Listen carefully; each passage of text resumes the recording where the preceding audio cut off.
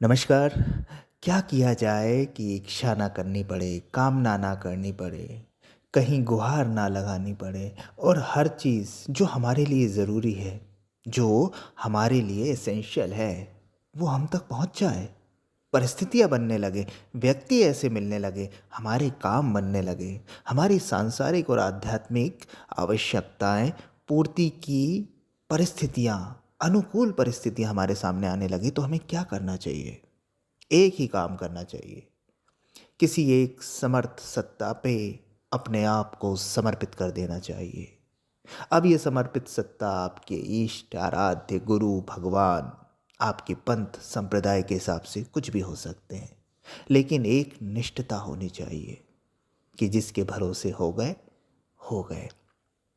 वास्तव में उस व्यक्ति का होना महत्वपूर्ण नहीं है जिसे आप समर्पित कर रहे हैं या जिस पर समर्पित हो रहे हैं।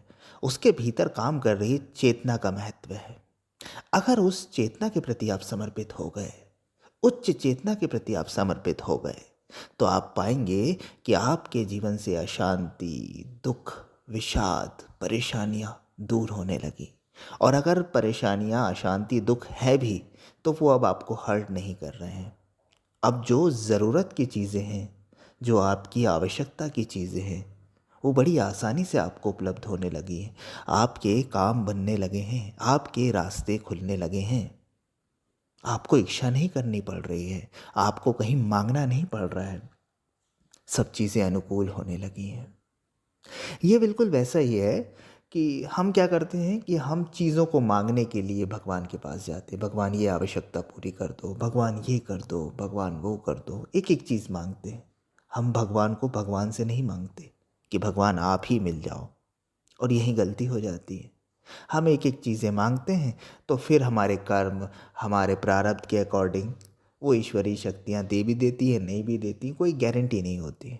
लेकिन जब हम भगवान को ही मांग लेते हैं, यानी जब हम भगवान पर ही पूरी तरह से आश्रित हो जाते हैं, तो वो उच्च चेतना का जो हिस्सा है, उनका जो प्रॉपर्टी है, उनकी जो पूंजी है, उसमें हमारा हिस्सा भी हो जाता है। और फिर हमारी पूर्ति वहाँ से होते जाती है, क्योंकि अब हम नहीं रह गए हैं। समर्पण मुंह से नहीं होता। समर्पण यानी अपने आप को सौंप देना, अपने पूरे अस्तित्व को सौंप देना, अपने आप को निमित्त मात्र मान लेना कि अब बस मैं निमित्त हो गया। समर्पण तो मेरा कहीं और हो गया, मेरा अहंकार, मेरा मैं तो कहीं और चला गया। इसकी बात हो रही, ये समर्पण बोला जा रहा है। मुंह से तो हर दिन सुबह शाम लोग समर्पण करते रहते हैं, उसका महत्व नहीं है। भीतर से, भाव से, गहराई से समर्पण जब हो गया, तो फिर देखिए आप उसी क्षण से आप हल्के महसूस करेंगे, क्योंकि वो समर्थ सत्ता आपकी बागडोर संभाल लेगी। आपने छोड़ा नहीं कि उन्होंने पकड़ लिया, बस छोड़ने की देर है। बस छूट जाए ये मैं, ये कर्ता भाव, और आप साक्षी रह जाएं। बस इतना ही करना रहता है, फिर सब हो जाता है। फिर आप कहेंगे क्या हम अब चादर वादर ओढ़ के सो जाएं? नहीं, वो नहीं बोला जा रहा है। कर्म तो करना है, अपनी फील्ड में, अपने क्षेत्र में काम तो करना है, लेकिन कर्ता का भाव, मैं कर रहा हूँ, इसे त्याग देना है, इसे छोड़ देना है, परिणाम की अपेक्षा को छोड़ देना है। अब जो ज़रूरी होगा वो हो जाएगा, जो ज़रूरी होगा मिल जाएगा। हम तो बस कर्म तक सीमित रहेंगे, बिना कर्ता भाव के। जब कोई ऐसा कर देता है ना, तो उसके जीवन में वही चमत्कार घटित होने लगते हैं जो उसके आराध्य के जीवन में हैं। जो उसके आराध्य के गुण हैं, वो उस व्यक्ति में ट्रांसफ़र होने लगते हैं, क्योंकि उसने जगह बना दी, उसने अपने अहंकार को हटा दिया। अब वो उससे जुड़ गया, अब उसको सब्सक्रिप्शन मिल गया। जैसे मोबाइल की कंपनियां होती है ना कि भाई आपने ये प्लान ले लिया, आपको सब्सक्रिप्शन मिल गया, आपको डाटा मिलेगा, आपको ये मिलेगा, आपको कनेक्टिविटी मिलेगी, वो मिलेगी। वैसे ही जब आप समर्पण कर देते हैं, पूरी तरह से समर्पित हो जाते हैं, तो आप उस आराध्य, आप उस इष्ट, आप उस गुरु से सब्सक्राइब कर लेते हैं, सब्सक्राइबर हो जाते हैं आज की भाषा में बोला जाए तो। फिर आपकी ज़रूरतों का वो ध्यान रख लेता है। अभी हम क्या करते हैं, जैसे कोई व्यक्ति अपनी परछाई की तरफ भागे। अभी हम अपनी आवश्यकताओं के पीछे बस ऐसे ही भाग रहे हैं। सूर्य से हम विमुख हो गए हैं। सूर्य इधर है और हम भाग रहे हैं परछाई के पीछे। सूर्य को पीठ दिखा दी है।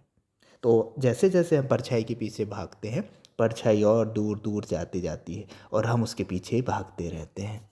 यही हो रहा है। हम हर चीज़ के पीछे भाग रहे हैं, लेकिन जिसके पीछे जितना भाग रहे हैं वो उससे हमसे और उतनी दूर होते जा रही है। क्यों?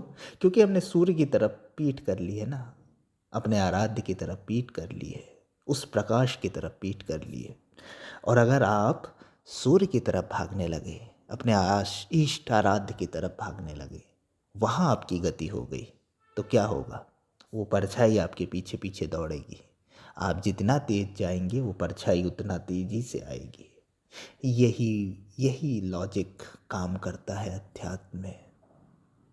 जब आप अपने इष्ट आराध्य के निकट निकट होते जाते हैं तो आपकी आवश्यकताएं स्वतः पूरी होती चली जाती हैं। जायज़ आवश्यकताएं, ऊट पटांग नहीं कि आपको बिल्कुल करोड़पति और अरबपति बनना, वो नहीं। जो जायज़ होता है, जो आपकी प्रगति के लिए आवश्यक होता है, वो आपको मिलता जाता है। आपके कर्म, आपके प्रारब्ध बुरे से बुरे क्षीण होने लगते हैं, सौभाग्य का उदय होने लगता है। तो क्या आप सूर्य की तरफ मुख करेंगे? क्या आप उस प्रकाश की तरफ मुख करेंगे? क्या आप अपने इष्ट, अपने आराध्य उच्च चेतना की तरफ मुख करेंगे? वहाँ समर्पित होंगे? अगर हो जाएंगे तो फिर परछाई की चिंता नहीं करनी पड़ेगी। परछाई यानी ये सांसारिक चीज़ें, वो पीछे पीछे आएंगी, चली ही आएंगी। लेकिन हिम्मत चाहिए। सुनकर अच्छा लग रहा होगा, सोच रहे होंगे कि अब किसको करना है, क्या करना है, लेकिन टिकता नहीं है समर्पण। क्योंकि समर्पण भी हमारा लोभ के कारण होता है कि कुछ मिल जाए।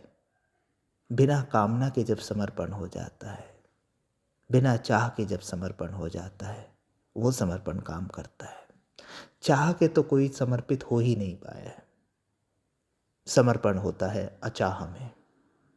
तो अगर आप ये कर पाए तो निश्चित मानिए कि सब पीछे पीछे चल के आएगा। हर चीज़, हर सुविधा जो आपके लिए उपयोगी है, जो आपके लिए जायज़ है, वो पूरी होगी। अपने आप स्थितियाँ बनेगी, परिस्थितियाँ बनेंगी, व्यक्ति मिलेंगे, लिंक जुड़ेगी और काम होते जाएंगे। देख लीजिए ऐसा होकर, निश्चित रूप से कल्याण होगा। धन्यवाद।